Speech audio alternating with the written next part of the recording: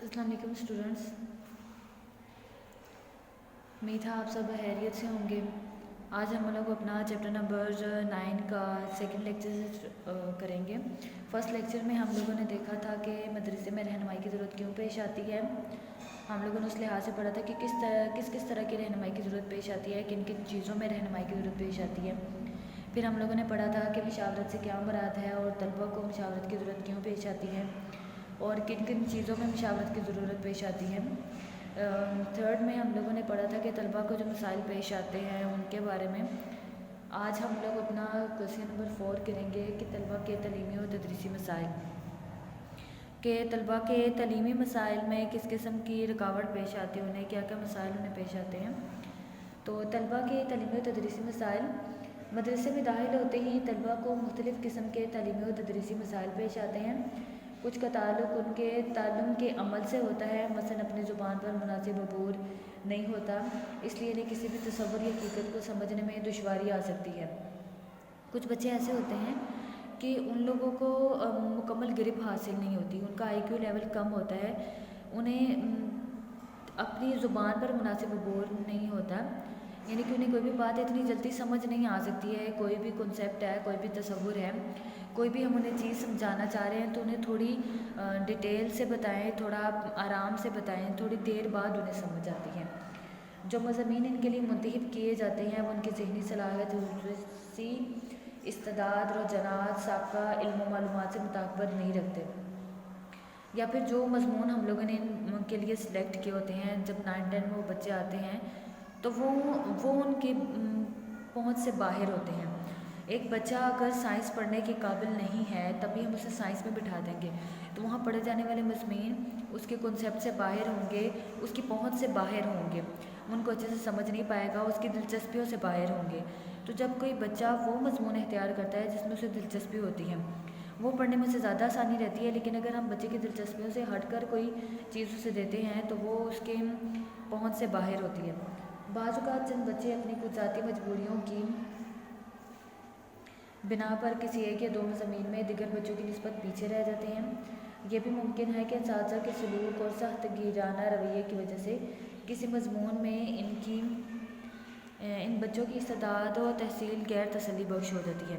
इस किस्म की बेशुमार वजूहात मुमकिन है जो बच्चे के इक्तसाब पर असरअंदाज होती हैं, या फिर यूँ है कि कुछ बच्चे अपनी ज़ाती मजबूरियों की वजह से, जैसे कभी कभी होता है कि फ़ाइनेंशियली प्रॉब्लम होती है, माशी हालत की, या बच्चा बीमार हो गया, काफ़ी छुट्टियों पर आया है तो वो किसी मज़मून में बच्चों से पीछे रह जाता है, या फिर उस्ताद बहुत ज़्यादा सख्ती से पेश आ रहा है बच्चे से, वो बच्चे से अच्छे तरीके से नहीं पेश आ रहा, उसको अच्छे तरीके से नहीं अपने कर रहा, तो बच्चा पीछे रहना शुरू हो जाता है।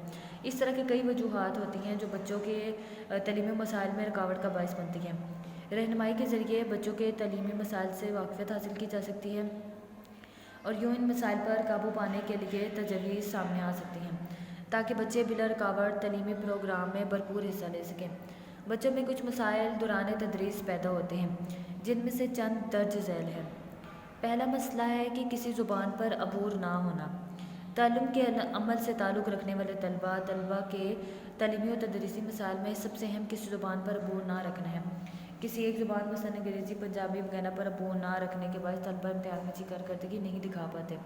अब जैसे हमारे पास मुख्तलिफ़ किस्म के मज़ामीन होते हैं एक क्लास में, उर्दू हो गई, इंग्लिश हो गई, पंजाबी हो गई। अब अगर तलबा को किसी भी एक ज़ुबान पर अबूर नहीं है, गिरफ्त नहीं है, वो अच्छे से नहीं बोल सकता, उसे अच्छे से नहीं कर सकता, जैसे वो उर्दू अच्छे से नहीं बोल सकता, या इंग्लिश अच्छे से नहीं बोल सकता, या पंजाबी अच्छे से नहीं बोल सकता, तो इनमें से कोई भी एक ज़ुबान के मसले की वजह से वो उस पर उसको समझने में मुश्किल होती है। इस वजह से वो बाकी तलबा के मुकाबले में अच्छा रिज़ल्ट नहीं दिखा पाता, हमें अच्छा नतीजा नहीं दिखा पाता है। उस्ताज़ा का रवैया, बाज़ औक़ात स्कूल में दौरान सबक उस्ताज़ा का रवैया मस्बत नहीं होता, जिसकी वजह से बच्चों को शदीद मुश्किलात पेश आती हैं और वो मतलूबा नताइज नहीं दे पाते।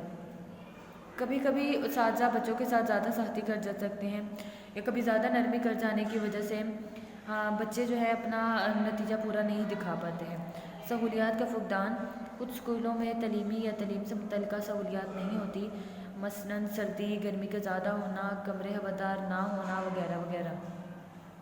اس سے بچوں میں دوران تدریس مشکلات پیدا ہوتی ہیں، جس سے تعلم کا عمل آموزش یا مثبت نہیں ہوتا اور بچے زیادہ نہیں سیکھ پاتے۔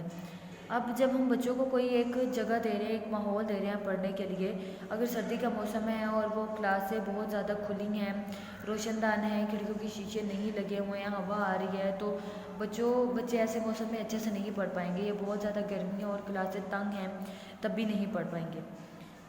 انفرادی اختلافات: تمام بچے مختلف رویات، رجحانات، ذہنی استعداد، جسمانی ساخت کی وجہ سے انفرادی اختلافات رکھتے ہیں۔ جب ان کے انفرادی اختلاف کو مد نظر رکھ کر تدریس کا عمل نہیں کرایا جاتا تو بچے مشکلات کا شکار ہو جاتے ہیں اور پھر امتحان میں اچھی کارکردگی نہیں دکھا پاتے۔ اب ہر بچے کا نہ تو دماغ ایک جیسا ہوتا ہے، نہ اس کی دلچسپیاں ایک جیسی ہوتی ہیں، نہ اس کا رویہ ایک جیسا ہوتا ہے، نہ ہی بچے دکھنے میں ایک جیسے ہوتے ہیں۔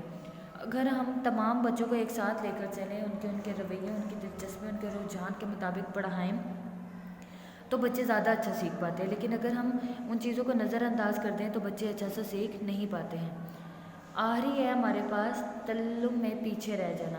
بعض اوقات چند بچے اپنی ذاتی مجبوریوں معذوریوں کی بنا پر کسی ایک یا دو مضامین میں دیگر بچوں سے پیچھے رہ جاتے ہیں۔ اپنے اس کمزور تعلم کی بنا پر وہ دوسروں کا مقابلہ نہیں کر سکتے۔ سوال نمبر 5 ہے آپ کے پاس، پیشہ ورانہ مسائل کے حل کے لیے معلم یا مدرسہ کیا رہنمائی کر سکتا ہے، بیان کریں۔ پیشہ ورانہ مسائل: روزی کمانے کے لیے ہر فرد کو کسی نہ کسی پیشہ ورانہ شعبے کو اختیار کرنا پڑتا ہے۔ طلبہ یہ سوچنے پر مجبور ہو جاتے ہیں کہ وہ زندگی میں کون سا پیشہ اختیار کریں تاکہ وہ اپنی روزی بآسانی کما سکیں۔ اگر اسکول میں طلبہ کی رہنمائی کی جائے تو وہ مناسب پیشہ اختیار کرنے کے قابل ہو جائیں گے۔ جب بچہ 9-10 میں چلتا ہے تو ہم لوگوں کو اسے اس کے رجحانات کے مطابق مضمون لگانے چاہیے، پھر ہمیں بچوں کی رہنمائی کرتے رہنا چاہیے پیشوں کے متعلق، کیونکہ کوئی نہ کوئی پیشہ تو بچوں کو لازمی اختیار کرنا پڑتا ہے ایک زندگی گزارنے کے لیے۔ پیشہ ورانہ مسائل کے حل کے لیے معلم یا مدرسے کا کردار: تعلیم کے جدید تصور کے مطابق طلبہ کو تدریسی معلومات فراہم کرنے کے علاوہ استاد اور مدرسہ کے فرائض میں یہ بات بھی شامل ہو گئی ہے کہ وہ طالب علم کی شخصیت کی ہمہ پہلو اور ہمہ گیر نشو و نما کرے، جہاں جہاں ضرورت ہو وہاں طالب علم کی صلاحیت ہو، ان کے مسائل اور مشکلات کو دور کرنے میں طالب علم کی مدد کرے۔ پیشہ ورانہ مسائل طالب علم کے لیے بہت زیادہ اہم ہوتے ہیں۔ ان مسائل کو حل کرنے میں معلم یا مدرسہ دلچسپ طریقے سے رہنمائی کر سکتا ہے۔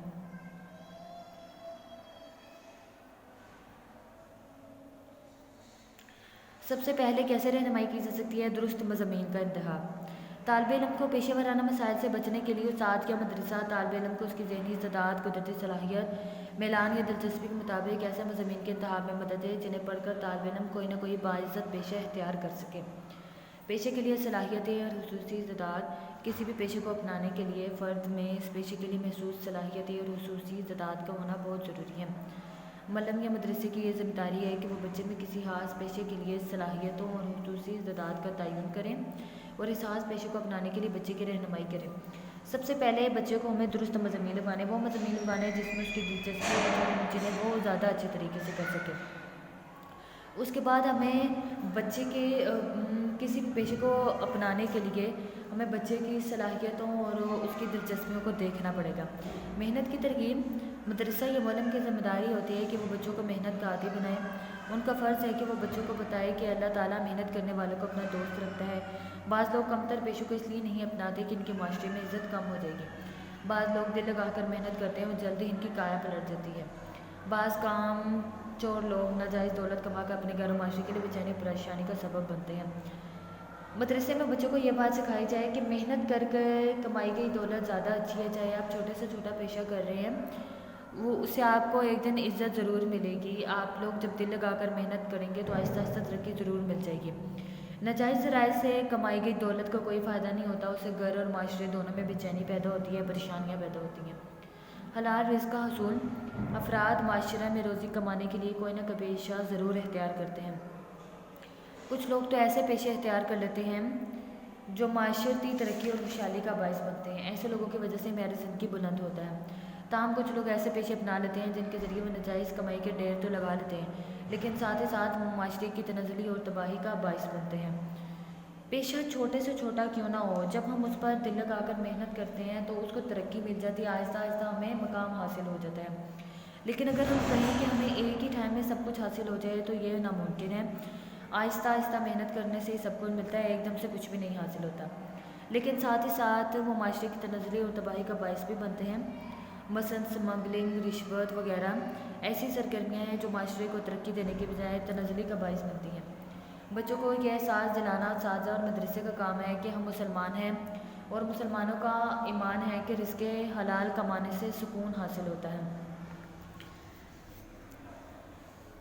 اگلا سوال ہے آپ کے پاس، سوال نمبر 6، مدرسے میں رہنمائی اور مشاورت کا کردار۔ رہنمائی اور مشاورت کے عمل سے گزرنے کے بعد طالب علم میں کیا کیا صلاحیتیں فروغ پاتی ہیں؟ رہنمائی اور مشاورت کے باعث طالب علم میں فروغ پانے والی صلاحیتیں: طلباء کو مدرسہ میں بہت سے مسائل کا سامنا کرنا پڑتا ہے۔ رہنمائی اور مشاورت کا عمل ان مسائل کو حل کرنے میں مدد فراہم کرتا ہے۔ رہنمائی کے ذریعے بچوں میں بہت سی صلاحیتوں کو اجاگر کیا جاتا ہے۔ رہنمائی طلباء کی مشکلات کو دور کرنے میں معاون کرتی ہے اور طالب علم کو اس قابل بناتی ہے کہ رہنمائی اور مشاورت کے عمل سے گزرنے کے بعد طلباء مدرسے کے ماحول سے مطابقت حاصل کر لیتے ہیں۔ رہنمائی اور مشاورت کے ذریعے طلباء صحیح مضامین کا انتخاب کرنے کے قابل ہو جاتے ہیں۔ طلباء کے اندر دلچسپی اور تحریک پیدا ہو جاتی ہے اور وہ اپنے مقاصد کو حاصل کرنے میں لگن سے کام کرنے لگتے ہیں۔ رہنمائی اور مشاورت کے عمل سے گزرنے کے بعد طلباء مطالعہ کے درست طریقوں اور عادات کو اختیار کرنے کے قابل ہو جاتے ہیں۔ رہنمائی حاصل کرنے اور مشاورت کرنے والے طلباء اپنی ناکامی کے اسباب کو شناخت کر کے انہیں حل کرنے کے قابل ہو جاتے ہیں۔ مدرسے میں طلباء رہنمائی اور مشاورت کے عمل سے گزرنے کے بعد موضوع پیشے کا انتخاب کر لیتے ہیں۔ رہنمائی اور مشاورت کے باعث طلباء مقصد حیات کے شعور حاصل کرنے کے قابل ہو جاتے ہیں۔ رہنمائی حاصل کرنے اور مشاورت کرنے والے طلباء تدریسی اور تعلیمی مشکلات کا فہم حاصل کر کے ان پر عبور حاصل کر لیتے ہیں۔ رہنمائی اور مشاورت کے باعث طلباء اچھے اور مثبت اوصاف اپنا لیتے ہیں اور منفی عادات کا خاتمہ کرنے کے لیے تیار ہو جاتے ہیں۔ رہنمائی اور مشاورت کے عمل سے گزرنے کے بعد طلباء اپنی جذباتی ذہنی الجھنوں پر قابو پا کر خوشگوار اور پرمسرت زندگی گزارنے کے قابل ہو جاتے ہیں۔ غرضیگاہ رہنمائی اور مشاورت کی مدد سے طالب علم کو اپنی شخصیت کے ہمہ گیر پہلوؤں کا فہم حاصل کرنے کے قابل بنایا جاتا ہے۔ اس طرح اس کے لیے زندگی میں کامیابیاں حاصل کرنا ممکن ہو جاتا ہے۔ یہاں ہمارا باب نمبر وہ ختم ہو گیا۔ ہم لوگوں نے آج کے لیکچر میں پہلے پڑھا کہ طلباء کے تعلیمی اور تدریسی مسائل ہوتے کیا ہیں، پھر ہم نے پڑھا کہ پیشہ ورانہ مسائل کے حل کے لیے معلم کیسے ان کی رہنمائی کر سکتے ہیں۔ اس کے بعد ہم لوگوں نے دیکھا کہ مدرسے میں رہنمائی اور مشاورت کیا کردار ادا کر رہے ہیں۔